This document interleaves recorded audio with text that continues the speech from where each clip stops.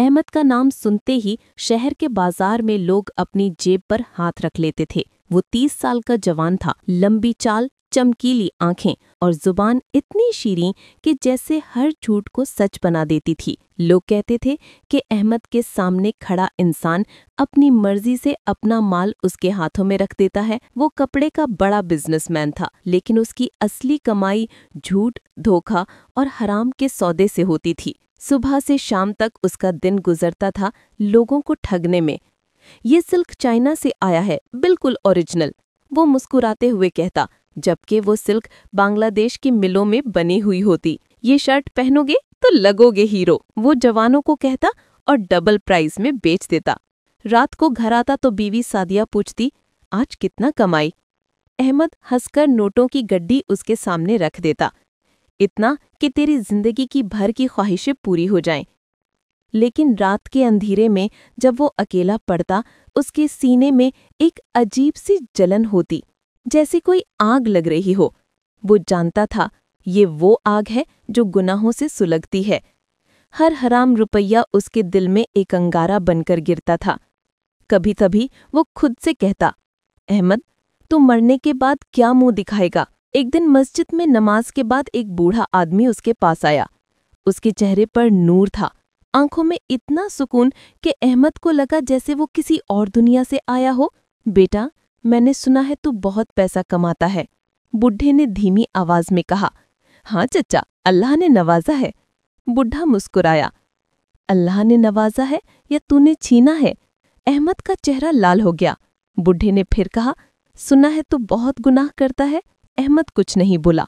तो सुन, एक छोटी सी बात याद रख, रसूल अल्लाह सल्लल्लाहु अलैहि वसल्लम ने फरमाया कि सदका गुनाहों को उसी तरह बुझा देती है जैसे पानी आग को बुझाता है।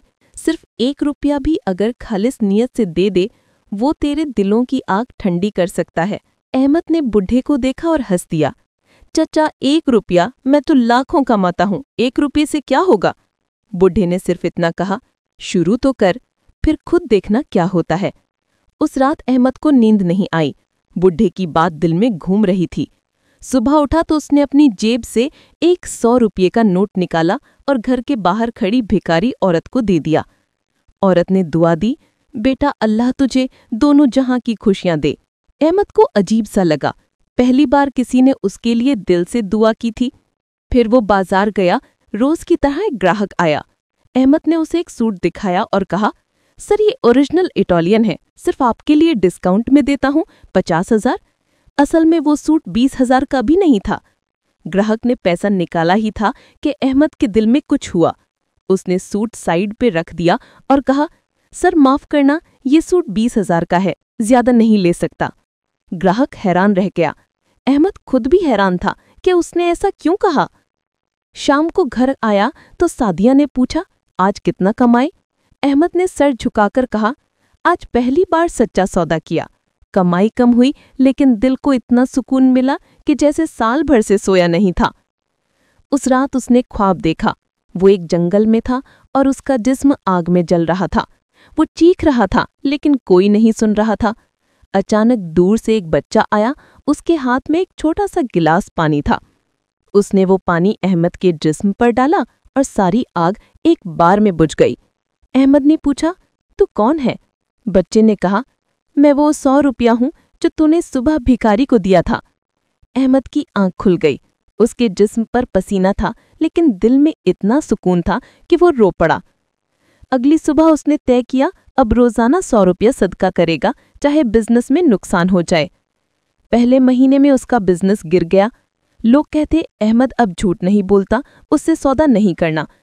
उसने अपने शोरूम का बोर्ड बदल दिया और लिखा, सच्चाई की दुकान, यहाँ सिर्फ सच बोला जाता है। लोग पहले हंसे, फिर आने लगे, क्योंकि वो जानते थे कि अहमद अब धोखा नहीं देगा। एक दिन उसके पुराने दुश्मन, जो उसके साथ फ्रॉड कर चुके थे, आए। उनका नाम था करीम।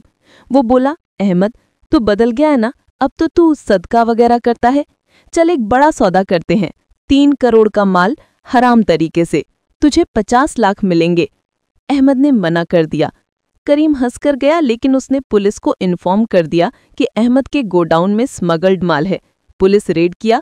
अहमद के गोडाउन में कुछ नहीं मिला क्योंकि वो अब हराम काम छोड़ चुका था, लेकिन पुलिस ने उसे पुराने केसेस में उठा लिया।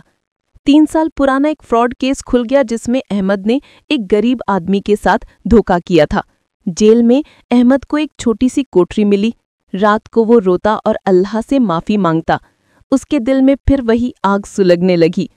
उसने जेल के बाहर अपने दोस्त को फोन किया और कहा, मेरा जो भी पैसा बचा है उसमें से रोजाना 50,000 रुपये सदका करो, मस्जिदों में, यतीमों में, गरीबों में, बस बांट दो।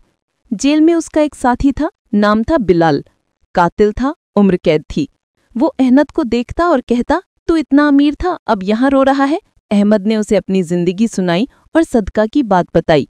बिलाल ने हंसकर कहा, मुझे तो कोई माफ नहीं करेगा, मैंने 3 कत्ल किए हैं।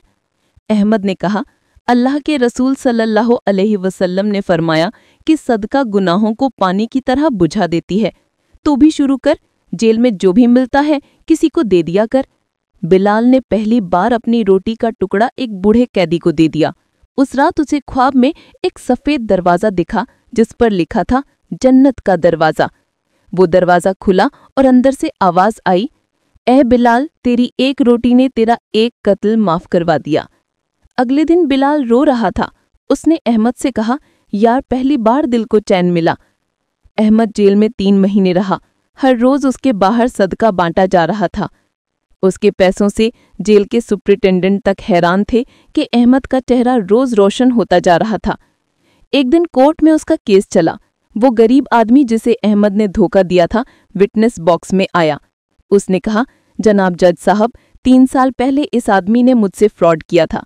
मैं तब मरने के करीब था, लेकिन कुछ महीने पहले मुझे एक एनवलप मिला जिसमें लिखा था, अहमद की तरफ से माफी और मुद्दा, पूरा पैसा और उस पर सूद के साथ। मैंने माफ कर दिया। जज ने अहमद को देखा। अहमद रो रहा था। जज ने कहा, अहमद, तुमने जो गलती की थी उसका कफारा अदा कर दिया। कोर्ट तुम्हें रिहा करती है। जाओ और जो रास्ता शुरू किया था उस पर चलते रहो। जेल से बाहर निकलकर अहमद ने अपना पूरा बिजनेस बेच दिया। उसने एक छोटा सा घर लिया और बाकी सारा पैसा वक्फ कर दिया। अब वो दिन भर गरीबों के घर जाता, उनकी मदद करता, मस्जिदों में बैठकर कुरान पढ़ता। लोग पूछते, अहमद भाई, इतना पैसा था, सब लुटा दिया? वो मुस्कुराता और कहता, जो मैंने लुटाया वो तो आग था जो मेरे दिल को जला रही थी। जो मैंने बांटा वो पानी था जिसने उस आग को हमेशा के लिए बुझा दिया। आज भी जब कोई उससे पूछता है कि गुनाह कैसे माफ होते हैं, वो सिर्फ इतना कहता है, 1 रुपया भी काफी है, बस नियत साफ हो, दिल सच्चा हो। सदका गुनाहों को उसी तरह बुझा देती है जैसे पानी आग को बुझाता है। अल्लाह हम सबको रोजाना सदका देने की तौफीक दे। आमीन।